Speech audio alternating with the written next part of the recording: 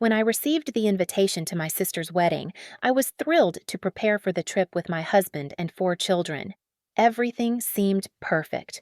We had made plans, booked tickets, and were ready to enjoy this special moment. But just a few days before the wedding, an unexpected announcement left me confused. It was going to be a child-free wedding. I did my best to rearrange everything, believing that I had followed the rules. However, when I arrived at the ceremony with my 19-year-old eldest child, I noticed the look of confusion and even discomfort on my sister's face. Then, a message of reproach left me completely stunned. Was I in the wrong? Or was this just an unfortunate misunderstanding? Everything started smoothly when my family and I received an official invitation from my sister. This wasn't just a simple party or a small gathering. It was my sister's wedding, one of the most cherished moments for our family. The invitation was clear and complete, explicitly including my name, my husband's, and our 4 children, ages 11, 14, 16, and 19. There were no notes about guest restrictions or any special requirements regarding children. As a mother, I understand the challenges of traveling with kids, especially to another country for a big event. But since the entire family was invited, I felt reassured in making plans. I arranged my work schedule, booked flights and accommodations, and made a detailed checklist to prepare for the trip. Luckily, the wedding date was convenient, allowing us to attend without disrupting work or the kids' studies. Everyone was excited, especially my children, who were looking forward to witnessing their aunt's big moment. Everything was going smoothly until an unexpected change arose. Just a few days before the wedding, I was informed that it would now be a child-free event.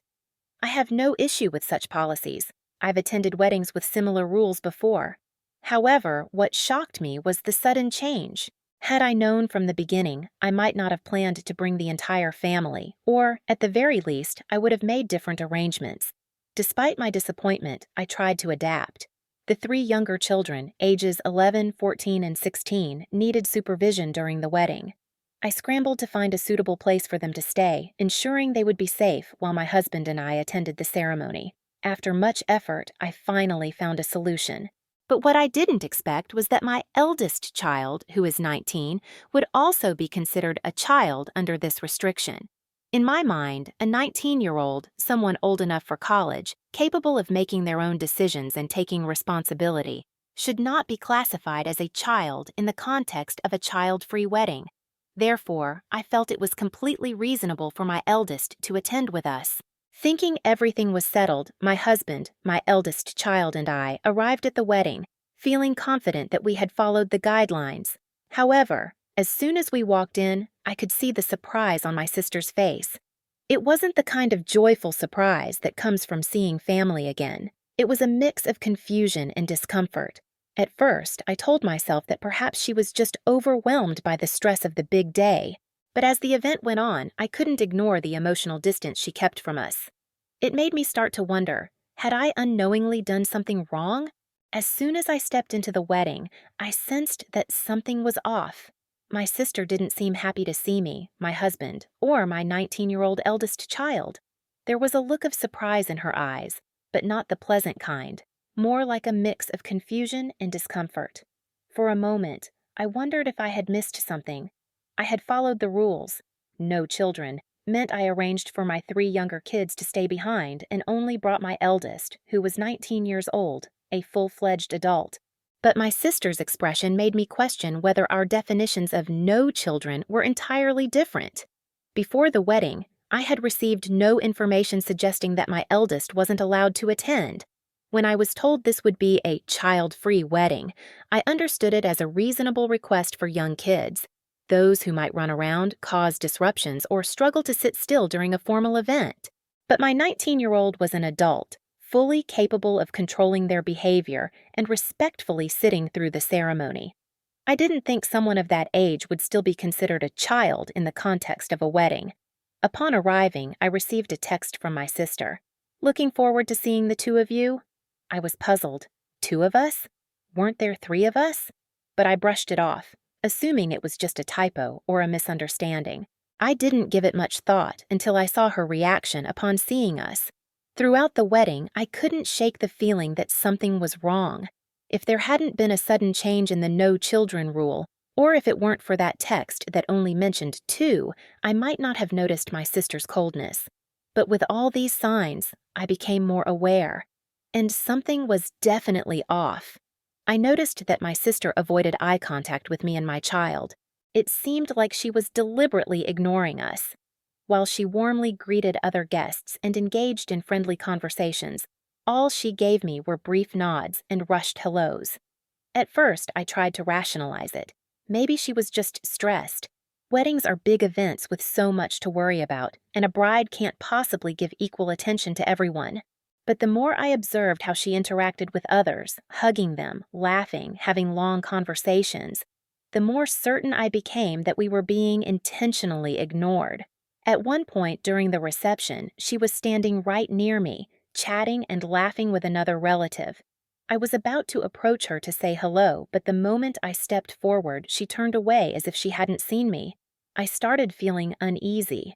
Had I done something wrong? I had done my best to respect the wedding rules. I had gone through the trouble of arranging care for my younger kids just to comply with the no children request. I hadn't caused any disruption, nor had I done anything to affect her big day. But clearly, something about our presence had upset her. After the wedding, the uneasy feeling lingered. I didn't say anything at the time because I didn't want to ruin her special day. But I couldn't deny that I felt unfairly treated. A few days later, I received a message from my sister. Initially, I assumed it was a thank you note for attending, as many brides send after their big day.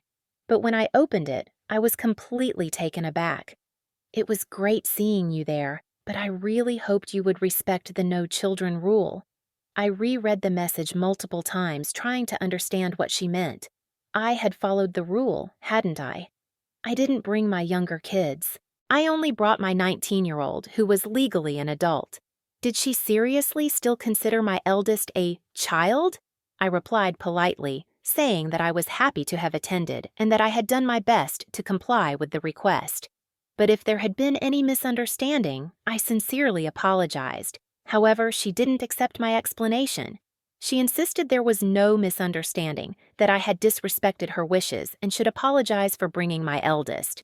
That's when I realized, maybe from the very beginning, she never wanted any of my kids at her wedding, no matter their age. But if that were the case, why hadn't she made that clear from the start? Why invite my entire family, leading me to believe we were all welcome, only to turn around and act like this? The discomfort inside me grew. I didn't believe I had done anything wrong. I hadn't brought young children. I had respected her wishes. So why was I being blamed? And more importantly, should I even apologize? My sister's message kept echoing in my mind. "It was great to see you there, but I really wish you had respected the no children rule." I couldn't understand. What had I done wrong? I didn't bring my 3 little kids. I only attended with my husband and my 19-year-old eldest child, an adult. Why was she acting as if I had broken a major rule? I tried to stay calm and replied politely. I emphasized that I was truly happy to attend the wedding and that I had believed I was following the rule. If there was any misunderstanding, I sincerely apologized. I hoped this was just a minor issue that could be resolved with a little clear communication, but my sister's response shocked me. There was no misunderstanding. You didn't respect my rule and you should have apologized. Her words weren't gentle or open to discussion. They felt like an accusation. I felt as though I was being pushed into a corner where no matter how I explained, I was still in the wrong in her eyes. I started to wonder if I had misunderstood from the beginning. Maybe, to her, no children meant no guest's child regardless of age. But if that was the case, why hadn't she made that clear from the start? I realized that the real issue wasn't just whether I had brought my eldest child or not. It was how we each defined children. To me, my 19-year-old was legally an adult and fully capable of attending a formal event as one. But in my sister's mind, as long as it was my child, no matter how old, they shouldn't have been there. The more I thought about it, the more confused I felt. If she had such a strict rule, why send an invitation to my whole family in the first place? If she changed her mind about the no children policy, why not communicate it more clearly? especially since I had responded to the invitation confirming that we would all be attending. Moreover, in the weeks leading up to the wedding, I had seen my sister several times. She knew my whole family was planning to attend. If she truly didn't want any of my children there, why didn't she just tell me then? Looking back, I realized that my sister's cold behavior at the wedding wasn't just normal wedding day stress, it was intentional. I remembered the look of surprise, though not a pleasant one, when she saw my eldest. I recalled how she kept her distance from us throughout the ceremony. And now, this message was the final proof. She was genuinely upset about my child's presence. I began to wonder, was this really just about the wedding rule, or was there something deeper at play? Was this a simple misunderstanding, or was it a sign of an invisible gap between us that I had never noticed before? One thing was clear: my sister believed I was wrong. There was no room for negotiation, no opportunity for explanation.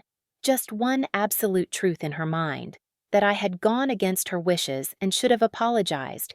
I thought long and hard about whether I should give in and apologize. Part of me wanted to, just to keep the peace in the family. But another part resisted. I didn't feel like I had done anything wrong. I hadn't deliberately broken any rule. I had no intention of disrespecting her. I had simply interpreted the rule differently. If I apologized, it would mean admitting that I was truly at fault. But I didn't believe that.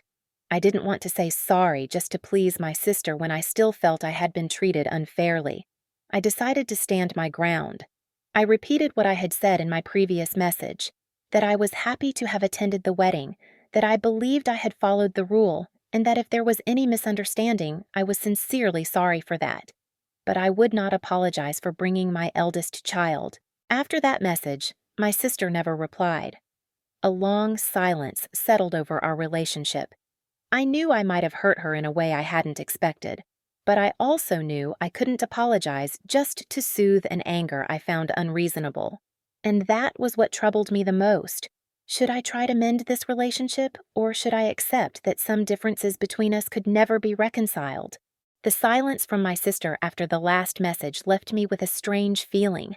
We had never had a conflict this serious before. I kept replaying everything in my mind, wondering if I had truly done something wrong. But no matter how much I analyzed it, I remained confused. I had followed the no children rule as I understood it, and no one had ever told me that my 19-year-old child was not allowed to attend. Still, I couldn't deny that her message hurt me. It wasn't just that she blamed me. She also insisted that I apologize explicitly, even though I had already tried to explain. It made me feel as if I was being treated unfairly. If she had never wanted any of my children to be there, why didn't she just say so directly instead of leaving me to guess? Feeling ignored throughout the wedding ceremony, combined with her message, made me realize a difficult truth. Perhaps this wasn't just about my 19-year-old child being there. Maybe there had been a rift between us for a long time, one that I had never noticed. Despite my hurt feelings, I didn't want things to end in tension like this. I thought about our shared memories, times when we laughed together, supported each other. I didn't want something like this to permanently damage our relationship. So, I decided to reach out again, trying one more time to ease the situation. I wrote that I understood her wedding was a big day, and that I never meant to make her uncomfortable or feel disrespected. I explained that I had genuinely believed my 19-year-old was considered an adult and didn't fall under the no children rule. I also added that if she felt hurt by this, I was truly sorry for unintentionally upsetting her, and I hoped we could talk and understand each other better. I had hoped she would understand, that we could talk and clear up the misunderstanding. But I was wrong. She didn't respond immediately. It took a few days before I received a reply, one so brief and cold that it stung even more. Thanks for the message, but I still feel like you didn't respect my wishes. I think we should keep some distance for a while. I held my phone, staring at the message, my heart sinking. I couldn't believe it had come to this. Over a misunderstanding about the no children rule, my sister now wanted to distance herself from me? I knew I could keep messaging her, trying to explain further, but I also realized that sometimes the more you try, the worse things get. If she had already decided to distance herself, maybe I needed to respect that. I felt an indescribable emptiness. What should have been a joyful family event had now become the reason for this growing divide between us. In the days that followed, I reflected deeply on my relationship with my sister. Were we really as close as I had always believed? Or had there always been unspoken differences in our thoughts and lifestyles that I had failed to notice? Maybe in her eyes, I had never truly understood her wishes. Or maybe she had changed over time and I had held on to old memories, unaware that we were no longer the same. Whatever the reason, I knew I couldn't force someone to understand or accept my perspective. If she needed time, I would give her time. But that didn't mean I wasn't heartbroken over how everything had unfolded. When I shared this with my husband, he simply shook his head and told me I had done nothing wrong. He said that if someone changed the rules at the last minute and failed to communicate clearly, then the fault wasn't mine. And even though I knew he was right, I couldn't stop myself from feeling sad. I wondered, after everything, could my relationship with my sister ever return to what it once was? And if not, was it still worth trying to mend things? Or was it better to accept that sometimes even family members can become strangers? The days after my sister's last message. In the days following my sister's last message, I couldn't stop thinking about everything that had happened. Our relationship had never been this strained before. I had tried to find a way to reconcile, but she remained firm in her belief that I had disrespected her wishes. This made me question, was I truly wrong, or was this just a difference in perspective that neither of us was willing to compromise on? I thought about the concept of children in this context. To me, my 19-year-old eldest child is an adult, fully capable of making their own decisions and attending a formal event without causing any disruption. But in my sister's eyes, it seemed that as long as it was my child, no matter their age, they shouldn't be at the wedding. If that was truly her belief, she should have made it clear from the beginning. Changing the no children rule just days before the wedding and then blaming me for interpreting it differently made me feel like I was put in an unfair situation. But I realized that this wasn't just about definitions. It was about how we viewed family relationships and how we communicated with each other. My sister felt that I had violated her rule, while I felt that she didn't consider the inconvenience her last-minute decision had caused my family. It seemed that both of us were holding firmly to our perspectives, and that distance between us kept growing. Since her last message, neither of us had reached out. I had considered texting her at some point, but then I hesitated. She was the one who said she wanted to keep some distance, and I didn't want to intrude if she wasn't ready to talk. However, this prolonged silence made me realize that maybe our relationship had changed forever. In the past, despite our differences in lifestyle, I had always believed there was an unbreakable bond between us. But now, I started to question whether that bond was ever as strong as I had thought. I also came to understand that no matter how much I tried, some things couldn't be fixed unless both sides wanted to mend them. If my sister truly saw this as an unforgivable offense, then maybe I had to accept that even family relationships can fracture over seemingly trivial things. One question kept replaying in my mind. Should I apologize? If I texted her saying I was truly sorry for bringing my eldest child, would she forgive me? Would things go back to the way they were? But every time I considered it, I felt uneasy. I hadn't intended to do anything wrong. I hadn't deliberately broken any rules. I had acted according to what I understood, and if she had stricter conditions, she should have stated them clearly from the start. If I apologized, wouldn't that mean admitting that I was entirely in the wrong? And would that really be fair to me? I realized that apologizing isn't always the right solution. Sometimes an apology can mend a relationship, but other times it's just a way for one person to gain the upper hand in an argument. In this case, I felt that if I apologized, it would mean taking full responsibility for a situation I hadn't intentionally caused. After days of contemplation, I decided not to text her, not out of anger or a desire to maintain distance, but because I felt that I shouldn't keep trying when it was clear she wasn't willing to hear my side. If she truly valued our relationship, perhaps she would also take time to reflect and realize that this was just a misunderstanding, not something worth making us strangers to each other. I also acknowledged that there are things in life we simply cannot control. I couldn't force my sister to change her perspective, just as she couldn't force me to admit to a mistake I didn't believe I had made. If time passed and she reached out, I would be open to talking and resolving things. But if not, I would accept that sometimes even the people we love the most can end up on different paths. I still feel sad about how things turned out, but I also feel relieved for staying true to myself. I tried to explain, I tried to make peace, and if that wasn't enough, then maybe nothing would be, and I have to learn to accept that.